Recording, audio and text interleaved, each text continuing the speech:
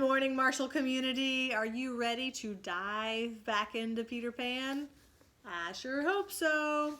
All right, we are picking up where we left off yesterday with Smee and his knife.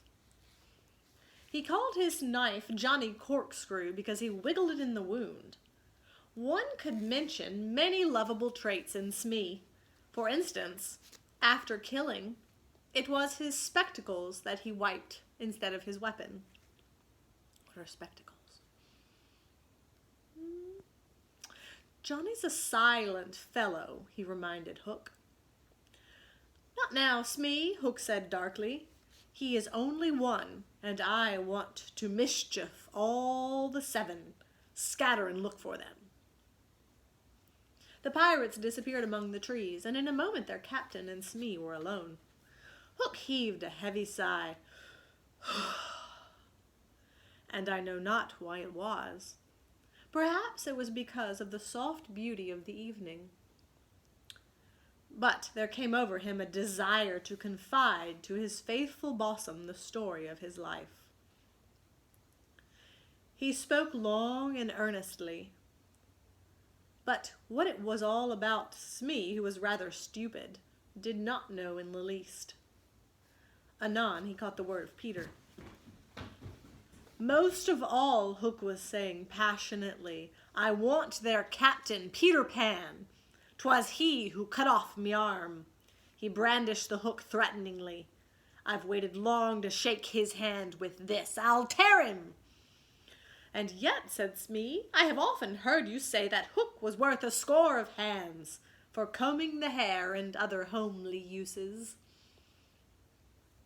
Aye, aye, the captain answered. If I was a mother, I would pray to have my children born with this instead of that. He cast a look of pride upon his iron hand, and one of scorn upon the other. So which hand does he like more?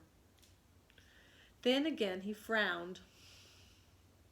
Peter flung my arm, he said, wincing, to a crocodile that happened to be passing by. I have often, said Smee, noticed your strange dread of crocodiles. Not of crocodiles, Hook corrected him, but of that one crocodile. He lowered his voice. It liked me arm so much, Smee, that it has followed me ever since, from sea to sea, from land to land, licking its lips for the rest of me. In a way, said Smee, it's a sort of a compliment. I want no such compliments, Hook barked petulantly. I want Peter Pan, who first gave the brute its taste for me. He sat down on a large mushroom, and now there was a quiver in his voice. Smee, he said huskily, that crocodile would have had me before this, but by lucky chance it swallowed a clock, which goes tick-tock inside of it. So before it can reach me, I hear the tick and the bolt. He laughed, but in a hollow way. Some day, said Smee, the clock will run down, and then he'll get you. Hook wetted his dry lips. Aye, he said, that's the fear that haunts me. Since setting down, he had felt curiously warm. Smee, he said, this seat is hot. He jumped up. Odds bobs, hammers and tongues, I'm burning. They examined the mushroom, which was of a size and solidity unknown on the mainland. They tried to pull it up. It came away at once in their hands, for it had no root. Stranger still, smoke began at once to ascend. The pirates looked at each other. A chimney, they both exclaimed. They had indeed discovered the chimney of the home under the ground. It was the custom of the boys to stop it with a mushroom when enemies were in the neighborhood.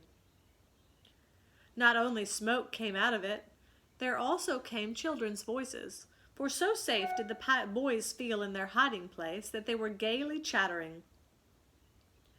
The pirates listened grimly. and then replaced the mushroom. They looked around them and noticed the holes in the 7 trees. "Did you hear them say Peter Pan's from home?" Smee whispered, fidgeting with Johnny Corkscrew.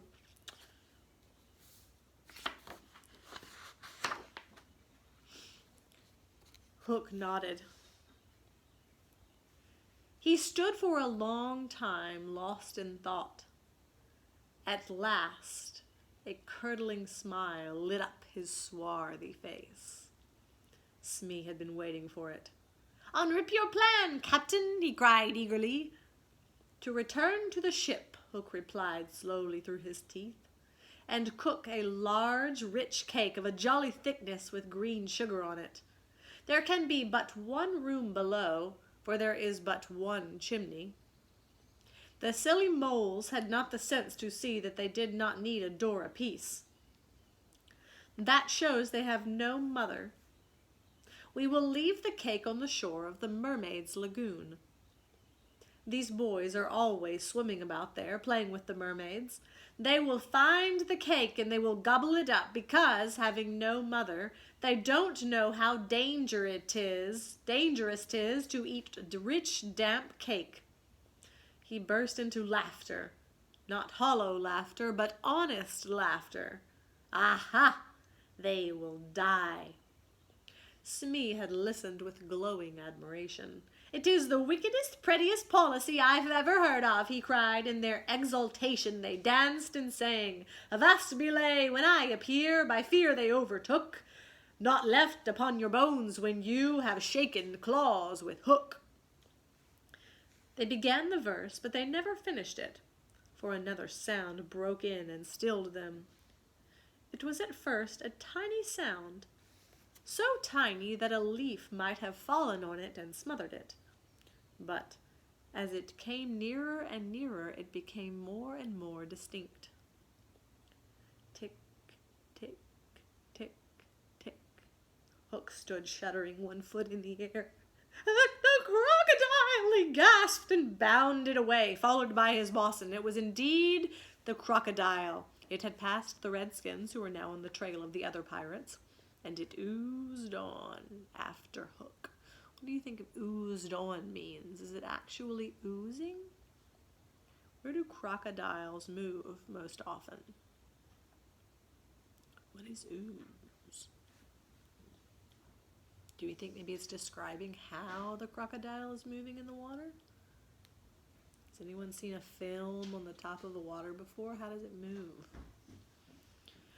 Once more the boys emerged into the open, but the dangers of the night were not yet over, for presently Nibs rushed breathless into their midst, pursued by a pack of wolves. The tongues of the pursuers were hanging out.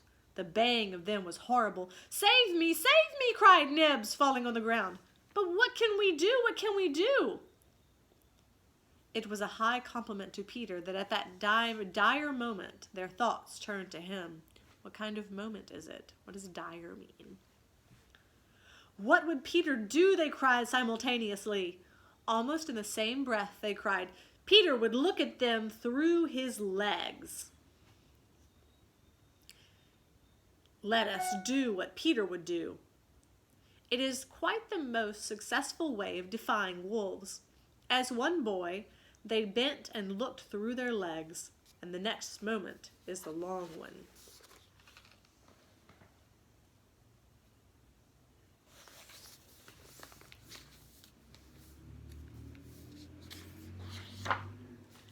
But victory came, for as the boys advanced upon them in this terrible attitude, the wolves dropped their tails and fled. Now Nibs rose from the ground, and the others thought that his staring eyes still saw the wolves. But it was not the wolves he saw. "I have seen a wonderfuler thing," he cried as they gathered around him eagerly. "A great white bird is flying this way." "What kind of bird do you think?" "I don't know," Nibs said, awestruck. "But it looks so weary. As it flies, it moans. Poor Windy." "Poor Windy?" "I remember, said Slightly instantly. These birds are called Wendies. See, it comes, cried Curly, pointing to the Wendy in the heavens. Wendy was now almost overhead, and they could hear her plaintive cry, but more distinct came the shrill voice of Tinkerbell. The jealous fairy had now cast off all disguises of friendship, and was darting at her victim from every direction, pinching savagely each time she touched. "Hello, Tink!" cried the wondering boys. Tink's reply rang out. "Peter wants you to shoot the Wendy." It was not in their nature to question what Peter ordered. "Let us do what Peter wishes," cried the simple boys. "Quick, bows and arrows!" All but Toodles popped down their trees. He had a bow and arrow with him. Tink noted it and rubbed her little hands. "Quick, Toodles, quick!" she screamed. "Peter will be so pleased." Toodles excitedly fitted the arrow to his bow. "Out of the way, Tink!" he shouted, and then he fired. Wendy fluttered to the ground with an arrow in her breast.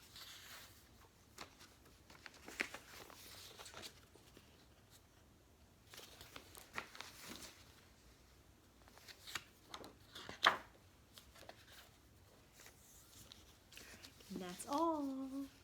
All right, so I want you to summarize quickly what's happened in the story. Identify 3 examples of figurative language and what you think they mean. And tell me what you think is going to happen next.